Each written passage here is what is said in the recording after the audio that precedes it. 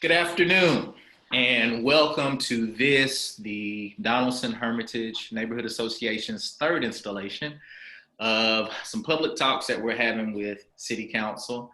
We're really excited to speak today with Russ Bradford. He is the council member from District 13. We'll be talking about the upcoming budget votes and the proposed tax hikes. And so obviously that is something that is very important to the city. And we want to thank you, Councilperson Bradford, for being here. Thank you so much. No problem. Thank you for inviting me, and thank you for putting this on for everybody. I'm glad to take part. Yes, sir. Yes, sir. Thank you. Okay, so Russ, can you talk to us a little bit about like how the actual budget proposals come across? Is that always from the mayor, or are there other proposals out there? How does that system actually work? Okay, well, from my understanding, because this is my first budget that I've ever had to deal with. So the process is the budget is actually the mayor. He comes up with his proposal, what he wants to do, and then that goes before the council. We can either vote for his budget, or we can put it forward our own substitute budgets. Anybody in the council can do a substitute budget. The only difference is the only substitute budget that can be amended is the one put forward by the Budget and Finance Chair. In this case, that'd be Councilmember Bob Mendez. So any other budgets, that would be any substitute budgets, you would either vote yes or no, and that's it. Whether Councilmember Mendez's proposal and the mayor's proposal, we can tack on amendments. So if we like 90% of the budget, but there's something that we want to tweak or that we want to change, then I could file an amendment and try and get that added to the budget or get that change made. But it's only the mayor's and only the finance committee chairs budgets that you can amend. Once the budgets have been introduced, the mayor's budget goes just like every other ordinance, it goes through 3 readings. So we just had the second reading, which is also a public hearing that lasted until 5:30 Wednesday morning. We heard about that. I will say I'm really glad that we were able to be most of us were able to be at home and participate, because that made getting back home and relaxing a lot easier. But so you have the public hearing. So our next thing is we've already had one working session where council members kind of put together our wish list. Like, what would we like to see in either an amendment or a substitute? And we send all those things in, and we have 2 working sessions where we try to work to see, can we get any of those wish list items added to the budget? Then we'll have our final vote on the 16th. I had to look at my calendar. Sure. That'll be the final vote. The budget, any budget, has to be voted on by the end of June, so they can go into effect July 1. One thing I've advised people who may or may not like the proposed tax increase is, right now, we have to pass something by the end of the month. But we can come back in August once we kind of have a better forecast of what we actually brought in. Okay. And we could go back and maybe amend and that tax rate and maybe lower it if need be. So I tell people, just because we vote on it at the end of this month, that don't consider it a done deal. We're gonna wait and see if the financial atmosphere improves, and then go from there. So that's pretty much the budget process in a nutshell. Okay, all right. So you can revisit it in August. Yeah, just the tax rate, not the budget, but the tax rate. The tax piece of it. Okay. So question for you, Russ. Mayor Cooper's budget right now, are you a yes or a no vote? There's a lot that I'm not a fan of in the budget, so I don't like to come out one way or the other, but I am definitely leaning towards not voting for his budget. What are those pieces, Russ, that really keep you up at night? For me, it's the elimination of the Community Education Commission, and it's cutting Metro Arts on a lot of these nonprofits. You know, he's putting $10 million in for the Barnes Fund like we always do. However, because we took 5 million out last year to balance last year's budget, we're still, basically he's only putting 5 million in this year. So I don't like how a lot of our nonprofits are going to be suffering, especially the number of these nonprofits that might be able to help our communities to weather a property tax increase, that have helped weather COVID-19, that have helped weather the weather. Right. Yeah, it's definitely, as stressful as these times are here, to have those supports right now could really help a lot of Nashvillians. Okay, so could you, Russ, now pivot and tell us a little bit, maybe highlight the other proposals that are out there, and the things that are top of mind to you that maybe are strengths or glaring gaps within each? Well, council members O'Connell and Benedict have decided they're not going to file a substitute. They are actually going to throw their support behind council member Bob Mendez's proposal, which I believe the one he's going to file is for $1.06 raise on property tax. I don't know much about Councilmember Glover's proposal. I think he just started releasing details today. So I'll look forward to reading what he's got in there. I think one thing that did come out, I believe he's wanting to cut the Barnes Fund completely this year, and proposing that we just lease property for affordable housing. So I honestly don't know how that's going to work. I feel that is the complete opposite of what we need to do, but we'll see. I know Councilmember Mendez's proposal, it is an additional 6 cents on top of the mayor's budget if you're in the USD. If you're in the general services district, it's only a 3-cent increase. So there's a difference there. It does go a little bit farther as far as all the nonprofits that the mayor's budget cut, it's fully funded. So there's also a 1% cost of living increase for all Metro employees. There's a 3% raise for all Metro teachers, plus funding their COLAs, their cost of livings. So it pretty much gives us everything we need to keep our city, not only just to maintain, which is what the mayor's proposal is, but Mendez is actually proposing that we go just a little bit further and not just maintain services, but try and fulfill all of our obligations to our teachers, to our Metro employees, and to our nonprofit partners. Mm-hmm. It sounds like you see a lot of strength in Mendez's proposal. I see a lot of logic in his proposal. Nobody likes the idea of raising taxes. Nobody likes the idea of voting to raise taxes. My biggest problem and heartache on the mayor's budget was the fact that it was going to be such a drastic increase in property taxes, but we weren't getting anything out of it. No, we weren't getting any new buildings. We weren't getting any new services. It was just to make ends meet. Wow. And so I feel the logic is, if we're going to have to raise taxes, let's raise it enough so that we can actually have something to show for it. Because next year's a reappraisal. So more than likely, whatever tax rate we set this year might go down again, because we saw the tax rate go down in 2017 during the appraisal, which is what led us to this position. So, if we just do enough to get by this year and everything's reappraised next year and it kicks the tax rate back down, then what have we done? It's that same vicious cycle, it sounds like. So it took years and a lot of mismanagement and a lot of bad deals to dig this hole we're in. We're not going to dig out overnight. And there's some hard choices that we're going to have to make. And it's definitely not the best time, considering so many people are struggling. That's right. But I'm hoping that the mayor is listening to not only just some of the council members, but some of the groups like Stand Up Nashville that are pushing for us to use that $121 million in CARES funding. Say, look, we're going to raise property taxes because we lost revenue due to the COVID. Well, that tax increase is going to hurt a lot of our families who maybe themselves have lost their jobs to COVID. Sure. Which should meet all the qualifications for distributing these funds. So why can't we identify a threshold, households under 50,000 or households under a certain threshold, say, look, these people, they need to help.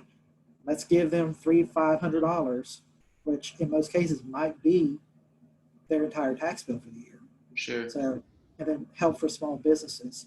So there's a push to do what we can, because we understand that it's not a really good time. But in my opinion, this can has been kicked down the road for so long. We can't kick it anymore. Wow. Got it. So sounds like now's the time for leadership to kind of draw some hard lines in the sand and help educate all constituencies to understand kind of the bigger picture and a little bit about why we're in the situation that we're in. Russ, change gears for us and take a step back. You mentioned a couple of things that you feel like should happen, particularly around the CARES money. Take a second and lay out for us, if everything were to go your way, what would the budget for this year look like? If money was no option and I can get everything I wanted, I would make sure that our every single Metro employee was making a minimum of $15 an hour. That every teacher was getting their cost of living adjustments, that they were not just getting a 3% raise, but I'd raise that to a 5% raise. The average teacher in Nashville, it takes nearly 30 years for them to get $50,000 to $60,000 a year with a bachelor's degree. So I want to not just hire more teachers, but pay them higher so that we can keep the ones that we get. Same thing with law enforcement and firefighters. We are losing so many. We are spending the money to hire them, to onboard them, to train them. They stay a couple years. Then when it's time, when they're ready, when it's okay for them to go, they go to another area where they can get more money. Same with teachers. Increase the pay so that we can keep the employees we are attracting. I would make sure that the Metro Animal Care Control, that they have everything that they need to not only adequately care for the animals that come into their facility, but that they are able to hire additional people to go out there and pick up animals, pick up strays that are reported to help maintain the health of our animal communities. That's one of my wish list items. They proposed a budget. They had a wish list that if they got everything on that wish list, they would still only be less than 60% of what animal care department would be in a similar city. So, they definitely need a lot more, but I would make sure that every department is able to hire more people, public works, whatnot. I would put money in there that we would do away with all of our contract work, bring janitors back into Metro employees, bring sidewalk construction back under Metro, because right now that's contracted out. I would do away with all of our contracts, bring everything in-house. I'd make sure we'd have money for more fire stations, more police precincts, body cameras. That's just a small taste of what my ideal budget would look like. Sure. Well, you mentioned like if money was like unlimited, this is what you would propose.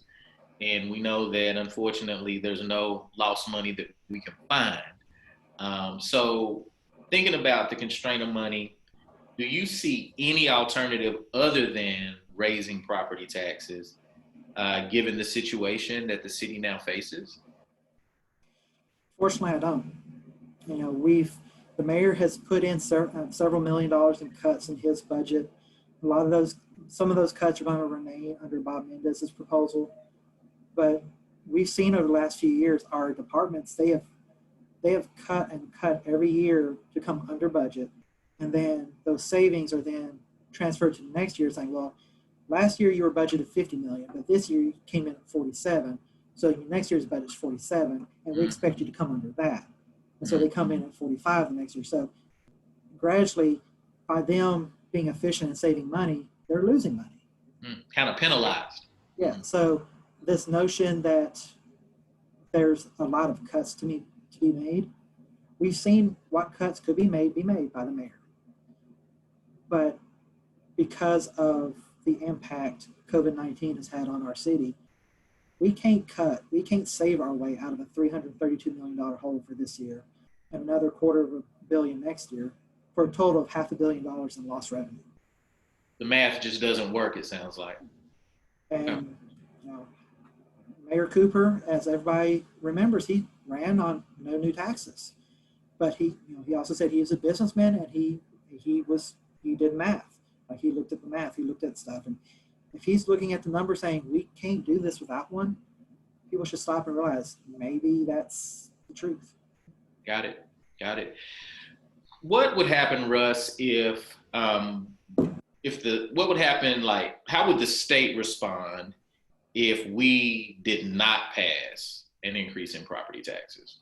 What would happen? Well, the state comptroller, when he met with the council back in November, he kind of gave us a preview of what potentially could happen. If we failed, again, to have a balanced budget and was listed in, I believe the term is servitude. Basically, that means the state of Tennessee would take over the management of metropolitan government of Nashville and Davidson County. Wow. The Metro Council would be either laid off, fired, or furloughed. The mayor, same thing.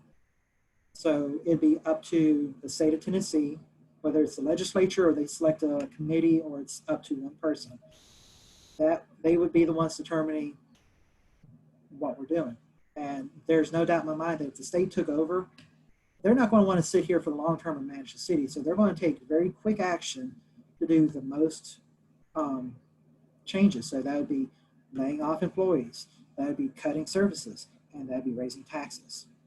Mm-hmm. So I honestly don't see that. We have to get this budget right, because the last thing we want is the state to come in and do everything we are trying so hard not to do. And it sounds like you foresee, like, if there was a scenario where the state did come in, those decisions would be made without a lot of local knowledge. And it sounds like the impact to the civilians could be catastrophic. Yeah, my fear would be you'd have legislators from rural areas of East Tennessee and West Tennessee trying to make decisions for an urban city that they have no idea what our needs are. Gotcha. So we need people who understand our needs making decisions for us. Got it. Speaking of our needs, another question that came in from the Donaldson Hermitage Neighborhood Association member following reads as this. This is from Claire. She writes, if Nashvillians are expected to pony up to help cover the shortfall, shouldn't companies do that as well? The perception is that the big companies, they receive huge tax breaks and incentives for coming to Nashville. So what are they being required to do to make up this shortfall? Well, the short answer to that is really nothing. But to elaborate, when it comes to property taxes, businesses already pay more than we do. So when you look at what we pay taxes on, residential property only pays 25% of the assessed value, but commercial property pays 40%.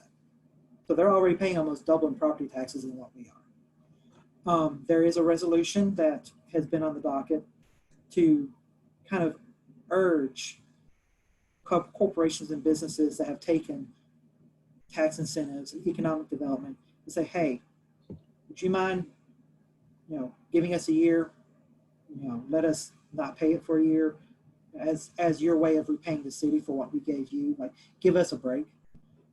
And all of the wish list items that I proposed, the funding for them I took from economic development. To fully fund the animal control's request would have been $320,000. We're giving almost double that to HCA. So I put in there, let's cut HCA by 50%, and then put the rest in Metro Animal Care Control. There's other debt service and economic developments that I was looking at cutting and saving $1.6 million that we could turn around and use to hire 20 new firefighters for our city. I see. And in the mayor's budget, we typically give about $25,000 to the 4 minority Chamber of Commerce. Well, in this budget, Mayor Cooper cut it down to $12,500 and decreased our partnership with the Nashville Area Chamber of Commerce to $175,000. I proposed that we cut that down to $100,000 and take that $75,000. Some of that would go towards helping hire firefighters. The rest would bring the minority chambers, the African American chamber, Hispanic, Latin American, LGBT, bring those up to by close to $10,000. So it wouldn't bring them completely back to the 25,000, but get them pretty close. So, You know, Russ, yeah. I'm hearing equity in what you're communicating, and that is an excellent springboard to kind of bring us to a close here today. And thank you again for your time. Russ, when we think about the past 3 months, not just in Nashville, but nationwide, it's been difficult. Um, Over the last 3 months, the city's faced tornadoes, the COVID-19 pandemic, and most recently, the George Floyd police killing and the civil outcry and the unrest and just the outrage and disappointment of our citizens. In a time like this, it's important that strong leadership that can empathize can come to the forefront and lead. Can you take a little bit and just what is the message that you want to come from you, Russ Bradford, to the citizens here in Nashville at this time? My message is basically this. I moved here shortly before the flood of 2010, and I saw how our city came together. I saw people who didn't know one another taking boats and going to help neighbors from their homes and helping everybody and coming together. And we saw after the tornado the same thing. Communities and neighbors coming together and helping and raising money, raising supplies. Times are tough right now. We've experienced a year that nobody could have ever expected. But my message is this: have hope. We as a city have shown time and time again that when times get tough, we just strap on our boots and we help one another and we get through it. And we come out better on the other side. So it may look rough now, times may be hard now, but just imagine how great times are going to be when we get through this. And we will. I like it. I like it. I can see the sunlight off in the distance. Thank you so much, everyone. This is Russ Bradford, District 13 Council Member. I'm Sean Jackson, Board Member, Donaldson Hermitage Neighborhood Association. Please tune in with us again, where we will spend more time with another council member to talk about the upcoming budget and tax votes. Thank you so much, Russ. No problem. Thank you. See you soon. Bye.